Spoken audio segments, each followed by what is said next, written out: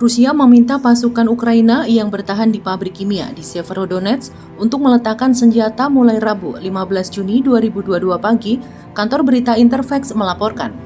Kepala Pusat Manajemen Pertahanan Nasional Rusia, Mikhail Mizintsev, mengatakan para petempur harus menghentikan perlawanan mereka yang sia-sia dan meletakkan senjata mulai pukul 8 waktu Moskwa.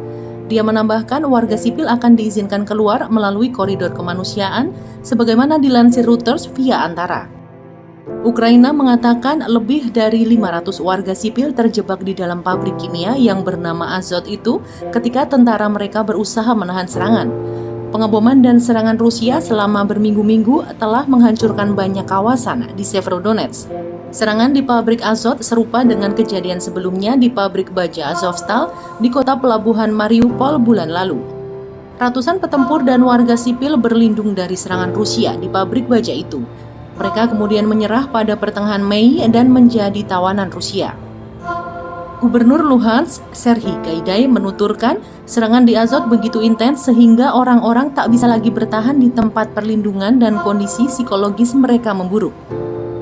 Luhansk dan Donetsk adalah dua provinsi di bagian timur yang dikenal dengan sebutan wilayah Donbas. Wilayah itu berusaha direbut oleh Moskwa dengan dalih membela kelompok separatis pro-Rusia di sana. Severodonetsk, kota berpenduduk 100.000 lebih sebelum perang, kini menjadi pusat dari pertempuran yang disebut oleh Moskwa sebagai The Battle of Donbas. Kiev sebelumnya mengatakan 100 hingga 200 tentaranya tewas setiap hari dan ratusan orang lainnya terluka. Ukraina masih berusaha mengevakuasi warga sipil dari Severodonetsk setelah pasukan Rusia menghancurkan jembatan terakhir yang masih berdiri. Jembatan tersebut menghubungkan Severodonetsk dengan kota kembarannya Lysychansk. Pasukan Rusia telah membombardir Lysychansk yang letaknya lebih tinggi di tepi barat sungai Siversky Donetsk.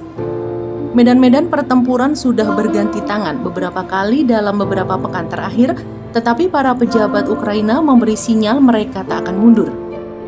Namun, ketika semua jembatan dari Severodonetsk telah hancur, pasukan Ukraina terancam terkepung. Presiden Ukraina, Volodymyr Zelensky, dalam pidatonya berujar bahwa Ukraina harus tetap kuat. Makin banyak kerugian di pihak musuh, maka makin lemah Rusia untuk terus meneruskan agresi.